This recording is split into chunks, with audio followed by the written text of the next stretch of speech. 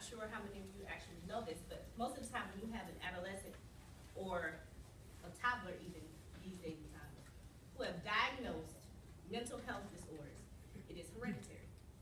So, could you imagine being 4 or 5 years old, you're bipolar, schizophrenic, you have extreme anxiety disorder. This does exist even in pre-K students. Mm-hmm. And then you live in a house with people who are in charge of you, and they are schizophrenic, bipolar. The spectrum is so broad. So when you think of that in reference to how we educate and how we empower these students, you can't treat them like these students who are naturally gifted or who came from a family where their grandparents have been married 45 years and their parents have been married 15 years and they're already kind of having play dates with who they're going to marry. And then these people, you can't compare to the people in the back because they may be a little bit further away, but they're not too far from these people in the front. And their parents may not be six-figure income, but they may live in a two-parent household or a single-parent family where the parents are college educated and they know how to go get help when they need it.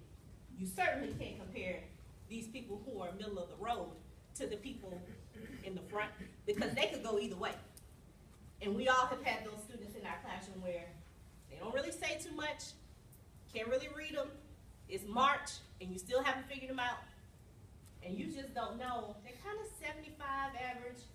They come to school most of the time, no red flags, but you just can't read them. Then you get to these people who is December and they have like 25 tardies. And sometimes they're hungry. Sometimes they don't complete assignments. Not because they don't want to, but maybe there's nobody at home to help them, okay? And maybe they, 1, 2, 3, 4, 5, 6, 7, 8, 9. Maybe 4 out of the 9 are ADHD. Or maybe 5 out of the 9 are bipolar.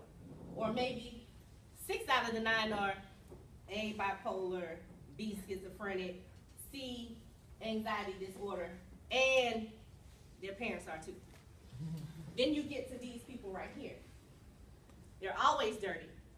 They're always hungry. Their mom is 27. They have 8 siblings. They all live in a 2-bedroom apartment. The mom dropped out at 9th grade. She can't help you with your homework, okay? Then you have these people. They're in foster homes. They live in shelters. They have all these diagnosed medical things that are wrong with them.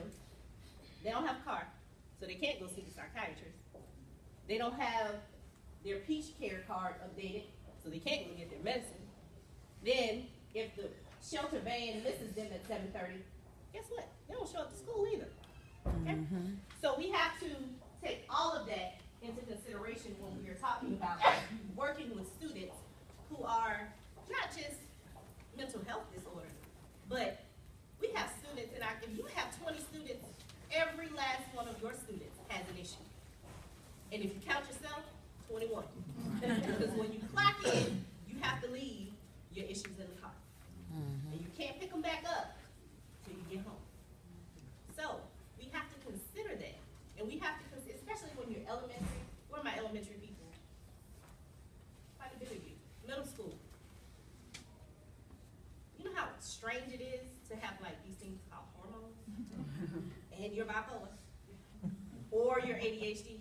Or you're, I mean, we have to consider that, and sometimes we just want them to be fixed. And you can't really fix that. Because if we could, none of us would be in this room right now. Right. Okay? Now, I want to talk about Mr. Robinson and Ms. Clark for a second.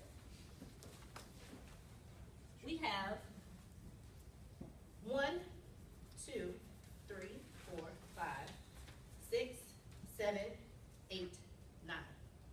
We have 9 people that made it in the bucket. And you can turn around and see that that's a very small portion of the people in this room.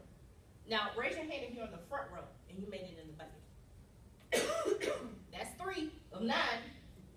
Okay? And then, how many of you made it in the bucket? 2. So that's 5 of 9. See, the chances are getting smaller and smaller and smaller. And when you talk about things like race and gender and black boys who are being overrepresented in the special ed population, when maybe 98% of your school's population is white. So how do you catch the Mr. Robinson and the Miss Clark, even though they may appear to be so far behind? How do you bring them to this vantage point?